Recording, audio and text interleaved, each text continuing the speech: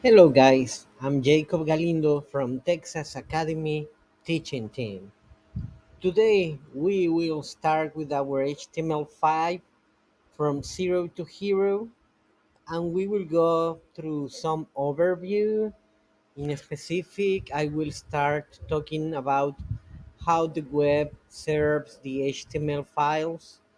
Also, we will go through how important it is to manage a web server connection, because whenever we finish our code, we will need to deploy or to put our website on a web server. Also, we will start talking about the HTML structure, as well as with the time we will go through the basic HTML5 structure. Finally, we will go through some practical examples. Well, now, before diving into the code, it is important for everyone to understand some basic concepts about how we can see on the screen the web pages. And with this, basically, I want to tell you that what you are seeing on the screen, it's basically HTML code and CSS code. Also, some websites have the JavaScript. This is basically for user interaction, but it's not today for today's subjects. We will try to focus only on the HTML and CSS. Also, guys, remember that whenever you are using your computer, you need to install a web browser. So this is a tool that you can decide whether if it's going to be Chrome, Internet Explorer, or Edge nowadays, Opera, Firefox, and many other web browsers like DuckDuckGo, and some others with a kind of open source. We will be working mainly with Chrome, and the process is like the web browser has some way to interpret the HTML and the CSS in order to paint or render the images, the videos, and the text that you are basically looking at the screen. Now, let's jump into some basic concepts about the actions of connecting to the internet. The first thing that you do, and you don't know it because the machine does this automatically, you write a website, let's suppose google.com, but the truth is that the machine is connecting to an internet service provider. The internet service provider will allow you to jump into the web and to browse, well, basically to try to find the website that you are trying to visit. So that takes us to the step number two.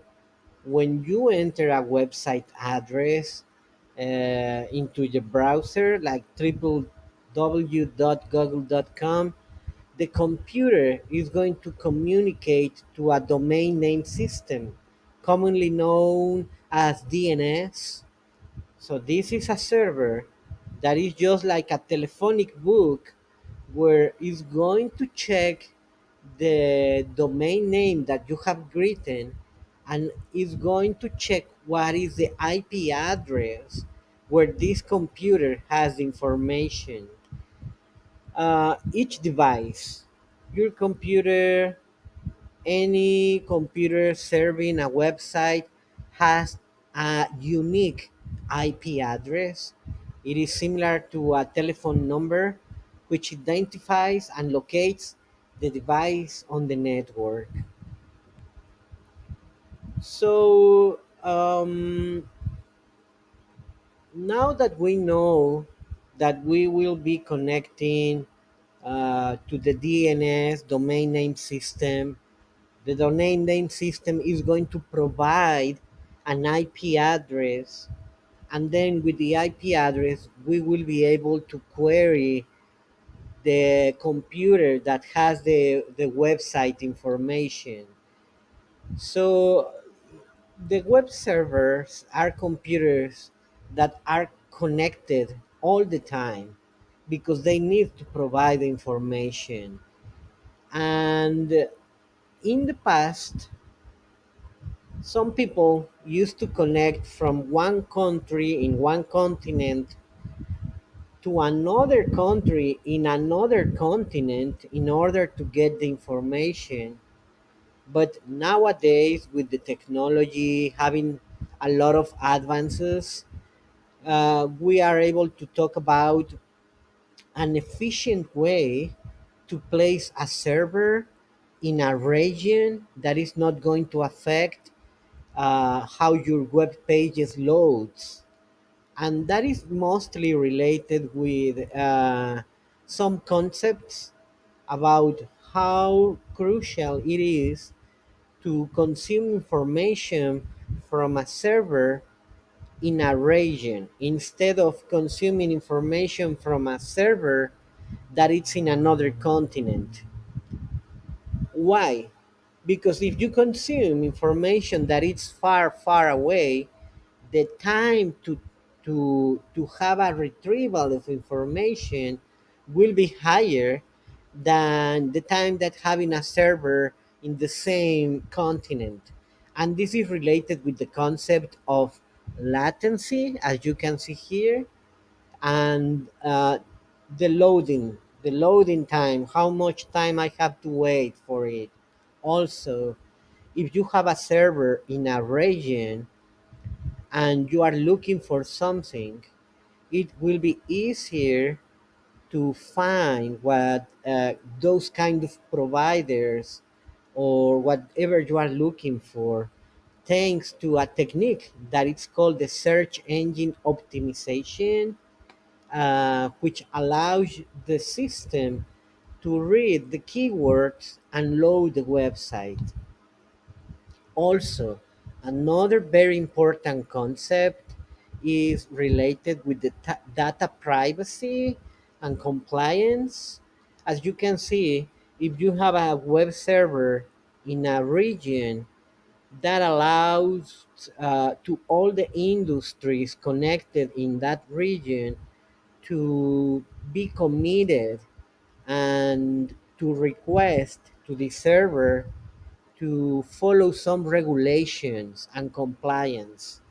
So that's something easier to achieve whenever you have a server in a region. Also, the redundancy, and the control of a failover. It's something new in the past. Whenever there was an overload of data consumption from different places around the world, because there was a single computer acting as a web server in a single location, this overload causes the web server to malfunction and to fall down, what is called a fall down, right? So nowadays, we have a failover methodology or infrastructure that allows another web server to substitute the functionality from this web server that has failed, which is great. Now we can have a server in America, but if something happens, let's suppose in Chicago or in Ohio, uh, we can have another server that is going to work better in other region, taking the same kind of functionality. Now here, In this picture, I want to show you the concept of latency. You can see how whenever we have a computer that is nearest to the main web server, for example, this one, it takes 75 milliseconds.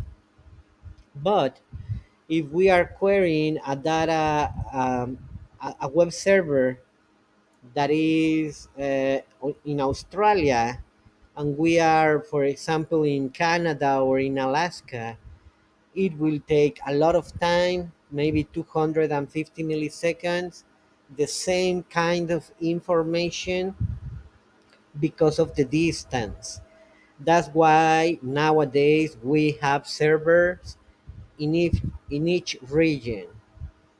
Well, that was a basic talk about how the web browsers consume information from the web servers, how the web servers can provide you their data thanks to the domain name system, and how we can connect.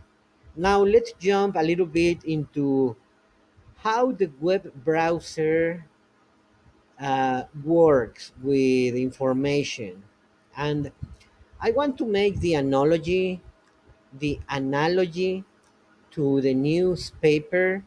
As you can see now in the image, you have a newspaper with a headline, it has some text, it has some images, but also I want to invite you to see that there is a tablet, and the tablet has a very similar way of structuring the information using some headlines, the same image, and some subtitles.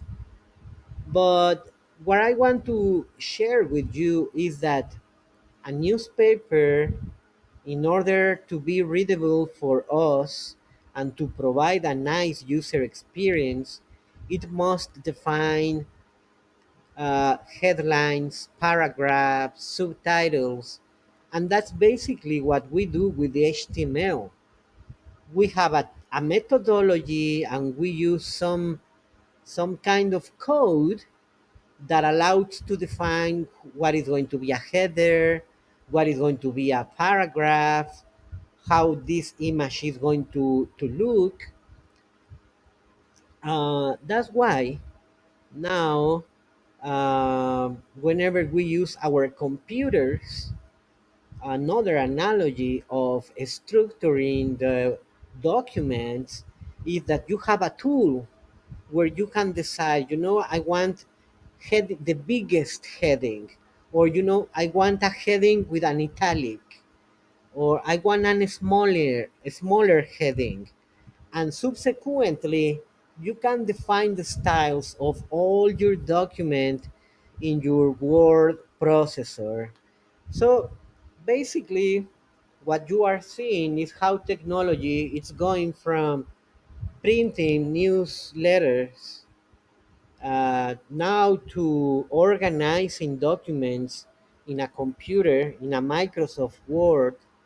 And what we will be doing, it's something very similar, but now we will make use of the code and what it's called the HTML tags or HTML elements. And each tag has a specific functionality. Something in common is that all the tags can you see how they have the left angle bracket and the right angle bracket? How That's how you can define that there is an HTML tag or an HTML element, and all whatever is between an opening tag like this one and the one that you can see that it says closing tag. The only difference is that it has a forward slash, and the content that is between these two tags is going to be the content that belongs to the HTML code or the HTML tag. Let's go to the next slide so we can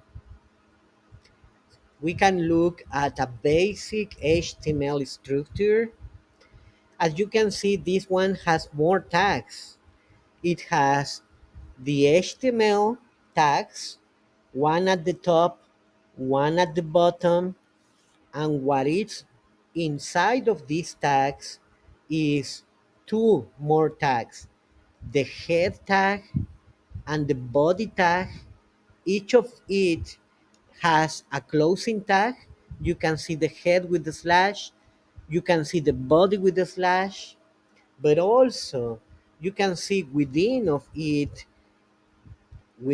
the head, for example, tag, you can see the title tag, you can see the body tag with a header h1, basic HTML structure, and a paragraph tag that says it's just a placeholder in Latin, lorem ipsum sit amet. And you can also see on the right an example of how this code looks on your computer when the computer in the browser is interpreting the HTML code, and it's saying this H1, it's a header and it's the biggest one. Boom, I'm going to paint it. Also in technology, in web development, you used to say, I'm going to render. Okay, it's like painting the code. And you can see a paragraph, the lorem ipsum sit amet. So that's our basic HTML structure that we can work with. Um, also I would like to share with you, with the time and technology was evolving, and instead of using just HTML with some other tags, these tags, I'm going to share all the tags with you. This is just for giving a little bit of context, but with the time we got something like this where we can have something that is called the semantic HTML, and that we will be reviewing in the next chapter, chapter number 2. The semantic markup will allow the browsers to have a better accessibility to read some keywords in order to put your website in the first rankings on the, you remember whenever you write on the search, you click enter to see the results, and those websites that has a better search engine optimization by using keywords, those ones that are using this kind of semantic HTML are the ones that are indexed into the web crawlers, or the search engines, right? So that's why I wanted to share how it is evolving from having an HTML with the div to having an HTML with a header, a footer, a navigator.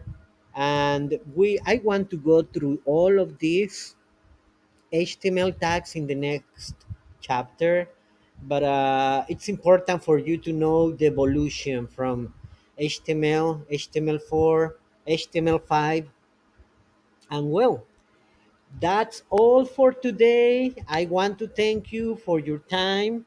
I invite you to review this video and look into the bibliography that is in your chapter.